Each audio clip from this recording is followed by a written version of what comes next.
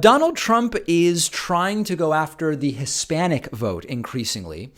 We know that he has said he loves his African Americans, as he has pointed to people in the crowd. By the way, the guy he referred to as my African American, he, I guess, is no longer a Republican, so that didn't go super well. And Donald Trump now trying to appeal to Hispanic and Latino voters. Trump did a campaign rally yesterday in New Mexico. The idea was, let's show up there and let's talk about how low Hispanic unemployment is and how great everything is. And it went about as poorly as you would expect. First of all, bad poll after bad poll for Donald Trump in some key swing states for 2020. 8 years of tax returns subpoenaed, as I already told you about. New corruption investigation into Trump's transportation secretary, who happens to be Mitch McConnell's wife, Elaine Chao. So Trump, in the midst of all this, shows up in New Mexico and tries to appeal to Hispanic voters, sort of in the same way that he tried to appeal to black voters in 2016, which is blaming other people for things and citing incorrect statistics. The clips are genuinely hard to watch, but also kind of fun. Listen to Trump here as he talks about the Hispanics, as he refers to them. I saw where the Hispanic American, the Hispanics, were up with me in a poll, 17%. And everyone said, how is that? How is that? How is that? 17%. Up by 70%. I won't even tell you what the final number was because they won't believe it. But you're going to see what the final number. But you know why? Because the Hispanic Americans, they understand they don't want criminals coming across the border. They don't want people taking their jobs. They want to have that security, and they want the wall. They want the wall. Taking their jobs. It's truly hilarious that they still use that stupid, debunked, bogus talking point meant to completely exculpate big corporations from the immigration low-wage status quo that persists here in the United States. And more importantly, the bigger lie there, Donald Trump claiming that Hispanics want the border wall. It's like, no, they don't. Most of the country doesn't want the border wall. And if you're looking specifically at Hispanic voters, we, I should say, as part of that group, we don't want the border wall. I mean, completely and totally untrue. Trump also heckled yesterday a bunch of times. I was only able, in the time I had to prep this morning, I was only able to pull one clip where you hear the heckling going on. Trump doing all the normal attempts to appeal to Hispanic voters. You'll hear him getting heckled after the initial applause line here in the background. Trump just continues talking over it and actually does successfully. Yesterday marked the beginning of the Hispanic Heritage Month. Who's Hispanic here?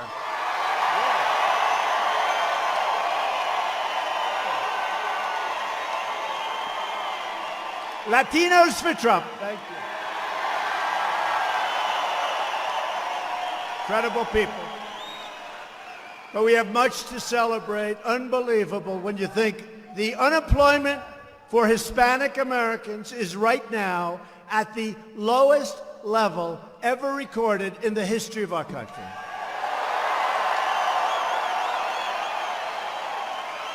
Hispanic American poverty reached a brand new all-time low in history. And after years of stagnation that you know very well, wages for Hispanic Americans are rising really fast, up nearly 8% since my election. Those are unheard of numbers. They're unheard of.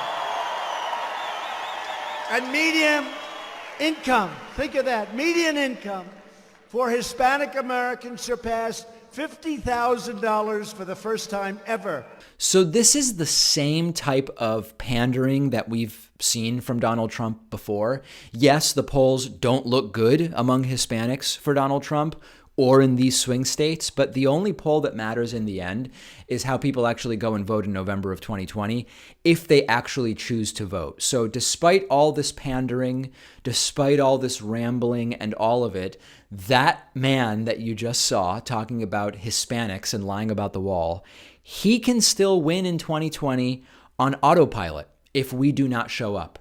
How a Hispanic voter, speaking as a Hispanic voter myself, can support Donald Trump at this point, I don't know. And the rallies make it even more confusing, patronizing marginalized and minority communities in the most obviously transparent ways. The supporters are totally cringeworthy. It's an international embarrassment, and it actually, in the end, may all work to get the guy reelected. That's just the sole focus needs to be, no matter how cartoonish the clips I play for you, no matter how unbelievable and erratic and bogus are the claims that Donald Trump makes, he can get reelected in 2020, and he can do it even if his approval rating drops 10 points, mathematically, that is. And so in the end, all that matters is that we actually go and vote in November of 2020 and get as many people as possible to go and do the same thing. Make sure you're following The David Pakman Show on Instagram at David Pakman Show. And while you are there, follow me on Instagram at david.pakman. We'll take a quick break and back with Oliver Thorne from Philosophy Tube right after this. Hey, I've got something really interesting for you here. Jeanine Pirro, who is a former judge. I mean, she actually was a judge at one point, and it's an incredible indictment on the American justice system. She's now a Fox News host. She went on C-SPAN, and it did not go well at all.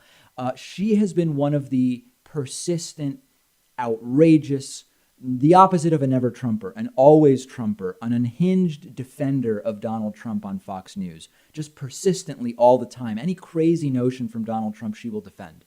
She went on a C-SPAN program called Washington Journal. People call into that show, and she was straight up confronted by a caller. This is a caller from Texas who reamed her out so severely in such a way that she was visibly unsure what to do. She either could not respond or chose not to respond. She looks visibly stunned by this dressing down that a caller gave her. Take a look at this. Our president and our beautiful first lady, they went down to El Paso, Texas, and they posed with a baby that the president's rhetoric, Fox News rhetoric, your rhetoric, had helped to orphan. And I think this thing about Trump is making America great again. Trump has made America hate again. And it's this hatred of races. I hear it all the time when I talk to Republicans, and they say, oh, I went down to Texas, and there are all these Mexicans down there, and they're all speaking Spanish. Well, I got news for you. Those weren't Mexicans. Those were the Americans. That guy that went down to El Paso to shoot a bunch of Mexicans, he shot a bunch of Americans. And I'm really tired of this anti-immigrant, anti-people with brown skin rhetoric that's coming out of Fox News, coming out of people like you, and coming out of our president. It's demeaning. It's beneath the office. It's beneath you. You used to be a judge. You know better. It's time that stopped. Thank you, Carol. We'll get a response. Look, you know what? I refuse to accept your recitation of the facts. You are dead wrong. The problem in this country, not the color of anyone, and don't you dare accuse me of any kind of issue related to color. I have 30 years of prosecuting without fear or favor and making sure that hate crimes were vigorously prosecuted. I fought for a hate crimes law. It's genuinely shocking that she didn't interrupt, and the look on her face of growing confusion and this almost inability to jump in is really priceless. If you're just listening, you should definitely watch the clip. Beautiful to see. Now, not everything the guy said was 100% true, but he did pretty accurately get into this idea of stochastic terrorism that I've been talking about for a long time, and the impact of what Jeanine Pirro and other Fox Trump flunkies do and the effect that it has on the real world. She has made commentaries on Fox News that have suggested that Democrats entice undocumented Hispanic immigrants to come to the United States so that they can vote for Democrats. This is something that had a prominent role in the El Paso shooters manifesto. The idea of, I need to go take out Hispanic people because Democrats are in bed with them and bringing them to the U.S. to try to turn elections in their favor. I don't know what's crazier, that she was a judge, which is nuts. I mean, it is insane that this is someone who was actually a judge, or that she continues to be a Fox News host despite participating in this sort of blind erratic, reflexive loyalty to the president, and even kind of becoming an aggravating factor in many of the problems that the president is creating himself. There are actually lots of really crazy right-wing judges. We think of judges as these sort of beyond partisanship arbiters of the law in some way. And you have to look only at the fact that Jeanine Pirro was a judge, that crazy Texas Congressman Louis Gohmert was a judge, if I recall correctly. And this gets to the bigger problem of judges. There are so many right-wingers who talk about they want textual conservative justices. What they are actually talking about are complete and total partisan hacks who do the opposite of simply be conservative, if conservative means merely applying the letter of the law to the circumstances. They do that if it helps Republicans and big corporations or whoever they want to help. And if it doesn't, they take a completely different, not conservative, but simply activist right-wing perspective as judges. For context, here's another caller during Jeanine Pirro's appearance who is a complete and total right-wing lunatic saying, I'm not racist, but we white people legally obtained our guns, drawing a contrast, I guess, to non-white people, and then saying that Jeanine Pirro is a genius and that Donald Trump would be really smart to listen to her, and also slam C-SPAN itself during the opening. This is just another caller during Jeanine Pirro's appearance. Hi, Judge. I know you thought you'd get a fair shot here on Washington Journal C-SPAN, but as you see, you get 6 to 7 Democrat callers to 1 Republican. That they're just as bad as CNN with the fake news about Donald Trump. They attack him just as much as anybody. But, so preach it while you can, sister, because you probably won't be invited back. Well, let me jump in. That's not true. We're taking calls from Democrats, Republicans, and Independents. We welcome her for the hour. And Judge Jeanine, you are welcome back anytime. We'd love to have you. But caller, go ahead. Sure. Thank you so much. Judge Jeanine, being a prosecutor, I feel that the Democrats are attacking only white people's guns. And I'm not being racist, but what I'm saying is we legally obtain our guns. We go to buy our firearms. We fill out background checks. And the thing that upsets me the most, and I do hope that Donald Trump listens to you because I know you are a very smart woman, and we need people like you talking to Donald Trump. But I fear that he doesn't see what's going on. You can find the rest of that call online where they go into the normal black-on-black crime talking points and all of the stuff you would expect. Really scary what's going on. Why Jeanine Pirro is even on C-SPAN is beyond me. That seems to be the real problem, selling her hack book. But at least one caller really backing her off, and she was visibly unsure about how to respond. Let me know if you saw this entire appearance. It was wacky, and make sure you're following The David Pakman Show on Instagram, @David Pakman Show. We will take a quick break and be back right after this. So we had another weekend, as often happens every week. And what that means in practice is that our president has again unleashed another furious tweet storm riddled with spelling and grammar errors and random capitalization of words. And the topic this time was Supreme Court Justice Brett Kavanaugh.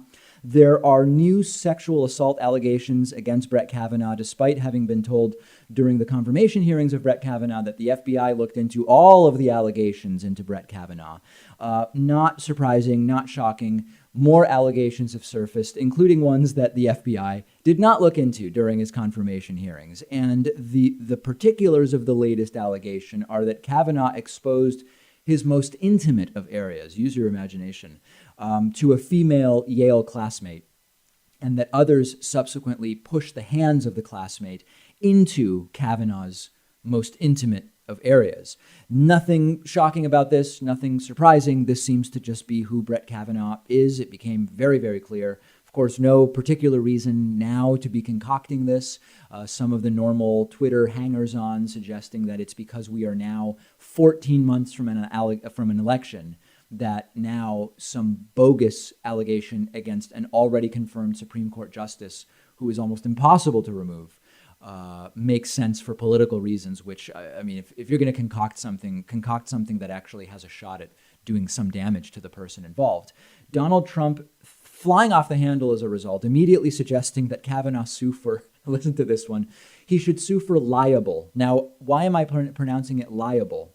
Because that's how Trump spelled it, L-I-A-B-L-E, I guess meaning, of course, L-I-B-E-L, libel, a published false statement damaging to a person's reputation. Trump concocting a bizarre conspiratorial series of tweets. First tweeting, Brett Kavanaugh should start suing people for liable, or the Justice Department should come to his rescue, which, by the way, the Justice Department coming to his rescue is an extremely authoritarian suggestion. Trump going on, the lies being told about him are unbelievable, false accusations without recrimination. When does it stop? They are trying to influence his opinions. Can't let that happen. Eventually, Trump deleted it and reposted it with the corrected spelling of libel, and then kept going with more. Quote, can't let Brett Kavanaugh give radical left Democrat liberal plus opinions. Each one of those words capitalized. Why? We don't know. Based on threats of capital I impeaching him over made-up stories. Sound familiar? False allegations and lies. This is the game they play. Fake and corrupt news is working overtime. Hashtag protect Kavanaugh. These are the rantings of the equivalent of someone, again, who's yelling at you while they urinate on the subway tracks on Canal Street while you wait for the 6 train. I'll do one more tweet, not the entire list of tweets, because it's quite frankly just too much to keep up with. Trump tweeting, I am fighting the fake, corrupt news, the deep state, the Democrats, and the few remaining Republicans in name only, rhinos who are on mouth-to-mouth resuscitation. With the help of some truly great Republicans and others, we are winning big. 150th federal judge this week. Now, the last thing Trump mentions there, 150 federal judges, Trump's right about this. I've talked about this before. Supreme Court selections get a lot of attention. Federal judgeships, much less so. And Donald Trump is actually winning really big with those federal judgeship selections. It gets very little attention. It has a huge impact, and it has a huge impact for a very long time. Most cases never make it to the Supreme Court. A lot of the important precedent in this country is ultimately decided by federal judges, many of which have now been appointed by Donald Trump. I think we found that about 25% of current federal and superior court, I forget the categorizations, have been selected by Trump in just 2 years. And this has a massive, massive impact. Now, as far as the subject matter, the idea of libel suits against accusers of Kavanaugh, consider for a second that there have been, 15, 16, 19, 20 women who have accused Donald Trump of anything ranging from verbal sexual harassment all the way up to and including rape. Donald Trump has not filed a single libel lawsuit. I wonder why that is. If anybody who is falsely accused of sexual assault deserves to have a libel lawsuit filed against them, and it would be something in which one could prevail, why hasn't Donald Trump filed a single libel lawsuit against all of his accusers? And of course, there will not be any libel lawsuits by Brett Kavanaugh against these accusers either, and I think we all know why that is. Going back once again to the idea from Donald Trump's tweets that he's fighting the fake, corrupt media. This is the last thing I want to touch on. Trump's not fighting the fake, corrupt media. The fake, corrupt news media, as Trump calls it, or I just call it corporate media, they are in on the game. And what I mean by that is that you have some in corporate media that just will defend Trump endlessly or almost endlessly, like Fox News. Others take a more critical editorial perspective, MSNBC. Others play the enlightened watchdogs with bipartisan panels like CNN, but they're all participating in the game. They create and suck out all the ratings that they can from the distraction stories and narratives that Donald Trump creates. And then when the time is up, they just move on to the next thing, never really closing the book on the impact of each of these narratives.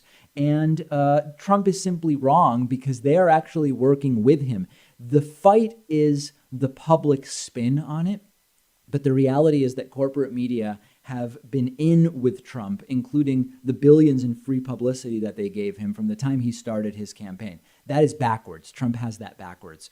And again, Trump is completely erratic and unhinged every single weekend on Twitter. So we're all very, very familiar with Donald Trump's lack of diplomatic skill, but today we have a story that takes this to a new level that actually seems almost satirical, but in a way it's a refreshing sort of reality that tells us something arguably positive about Donald Trump. And since these things are so few and far between, I do want to pay some special attention to it. You'll remember that not long ago, the G7 was held in Biarritz, France, and we covered all of the comings and goings.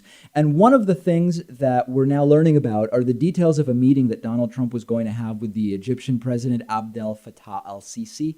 And according to the Wall Street Journal, per multiple people in the room, Donald Trump arrived looking around for el-Sisi and called out, "Where's my favorite dictator?" which resulted in what was described as stunned silence in the room, apparently a joke.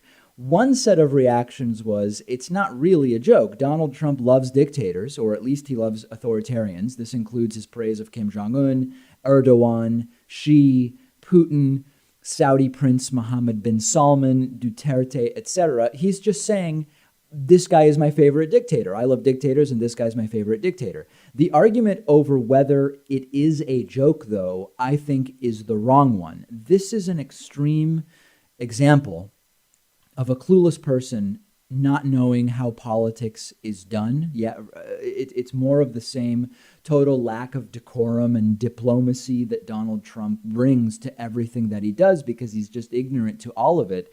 But there is a way in which I'm actually relieved to hear Donald Trump call one of these authoritarians a dictator, even if it's not literally the truth. And I'll explain why in a second. Now, on the facts, is el-Sisi a dictator? He is often called a dictator. He's certainly an authoritarian. He gives the military unchecked power. He overthrew a democratically elected president in 2013 in a coup to take power. He's killed hundreds of protesters. He's imprisoned tens of thousands of dissidents of different kinds. There are allegations of torture, of disappearing journalists and activists, and allegations of abduction. I mean, really just horrible, terrible, terrible stuff. And he is a violent authoritarian, if not a dictator.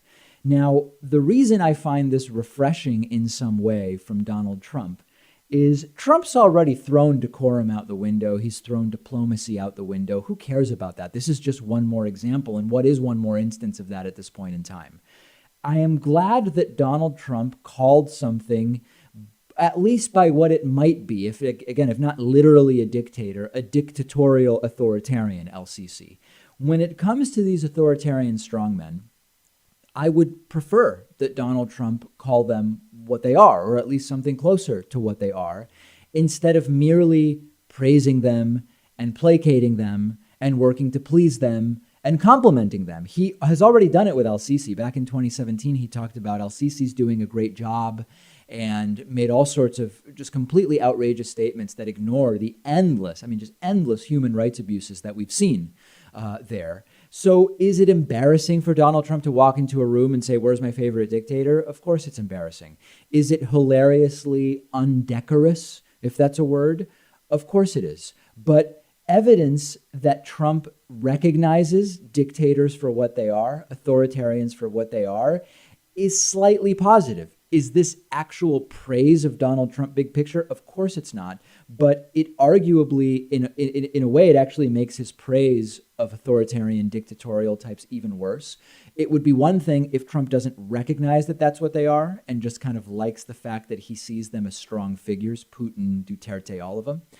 It's in a sense worse if he recognizes that they are dictatorial authoritarians and still praises them, but he's at least calling things closer to what they are. So big picture, it's not like I like Trump now, but I respect the fact that he actually entered the room and yelled this out, even if it is completely outrageous diplomatically, because it confirms that Trump recognizes these people for what they are. The fact that he likes them signals a problem with his moral compass, and the moral compass of Trump is what we'll talk about next. But in a sense, he is not as disconnected from reality as maybe we thought at the end of last week. If I'm missing this, if my take on this misses something else, let me know. But I actually found it refreshing to hear Donald Trump refer to el-Sisi at least by something closer to what he is, rather than just a great leader, the way Donald Trump refers to most of these dictatorial authoritarians. Let me know what you think.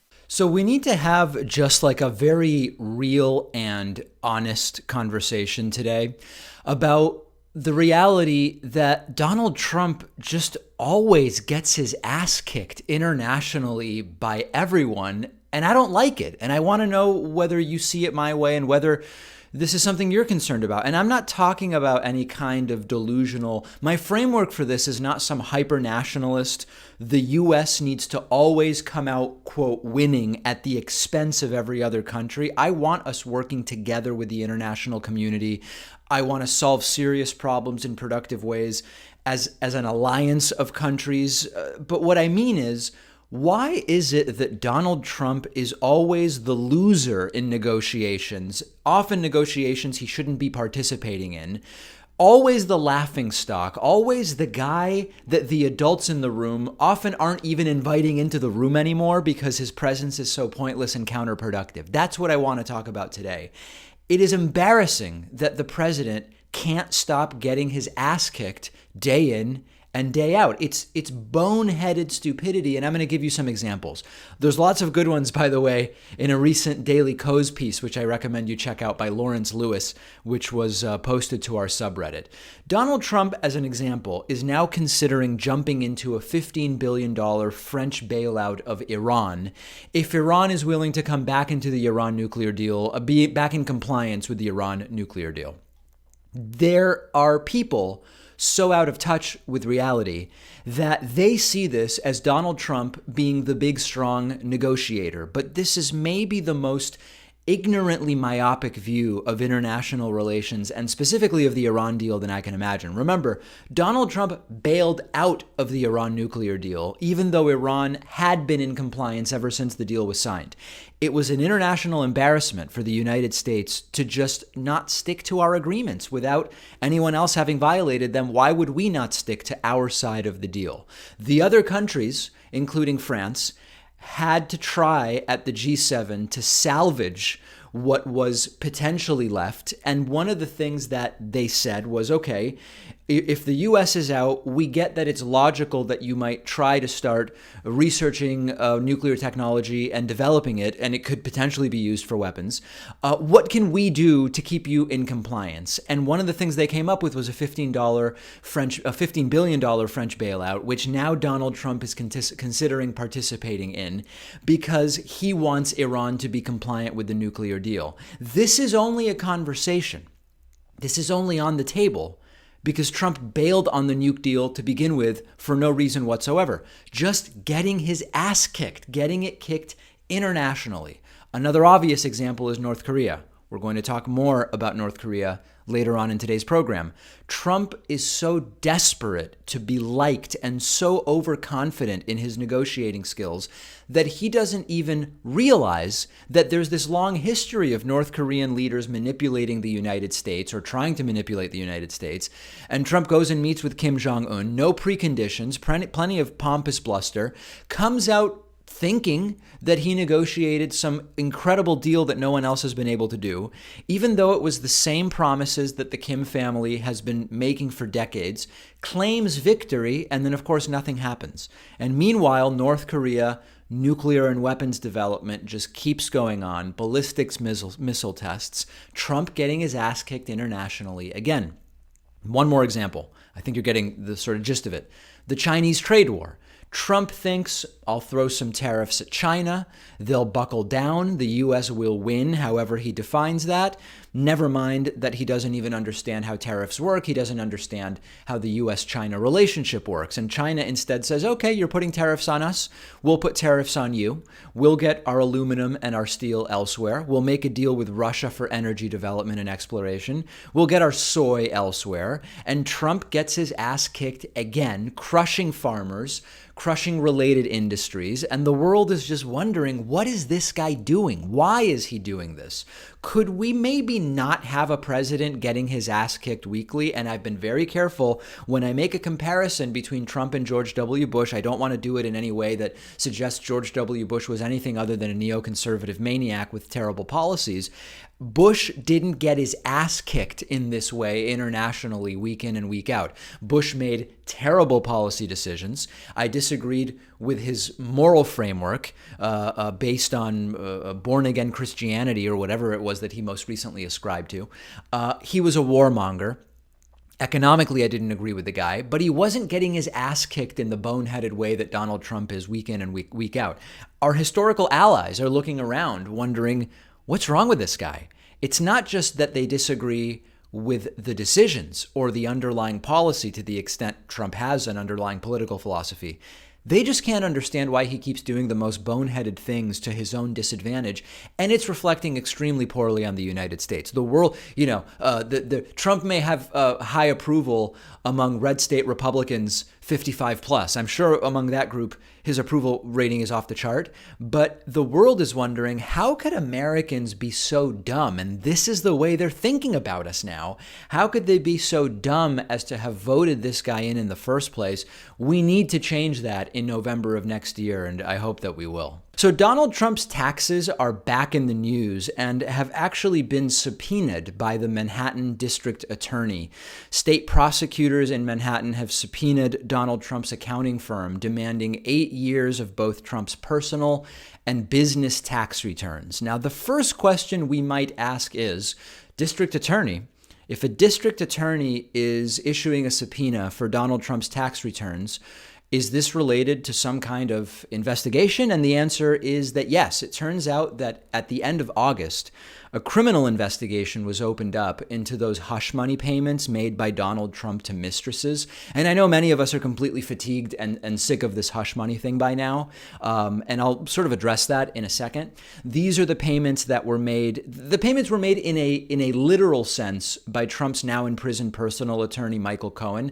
But of course, they were made in service to Donald Trump. And Donald Trump, as far as we know, reimbursed those payments to Michael Cohen. So that's the answer to question one. It's part of that a new criminal investigation.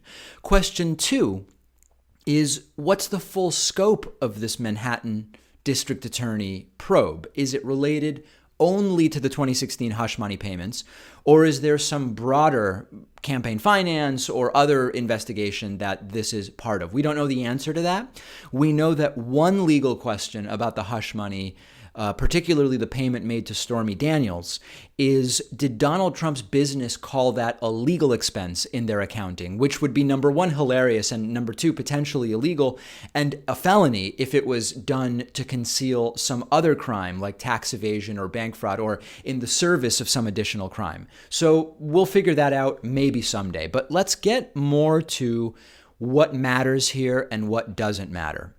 I understand we are mostly sick of this entire hush money payment thing.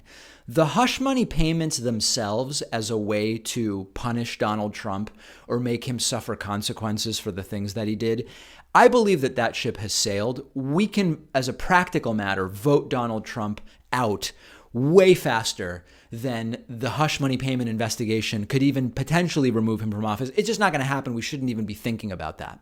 Then we get to the content of the tax returns themselves. That's actually what we're interested in. Now, that being said, this is a district attorney subpoena for an investigation. If they get the tax returns, meaning if the grand jury gets those tax returns, they would not even go public unless they're leaked, of course, unless they end up becoming evidence at a trial. That is also extremely unlikely to happen. So I don't really see this as something to be optimistic about in terms of the material getting to us for our review. But it's yet another thing that could trigger Donald Trump, first of all.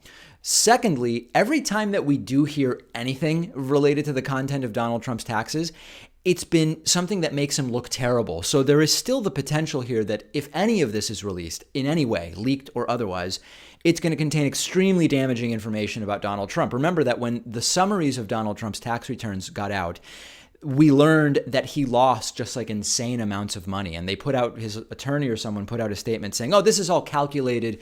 He's gaming the system and this is all because he's such a great businessman.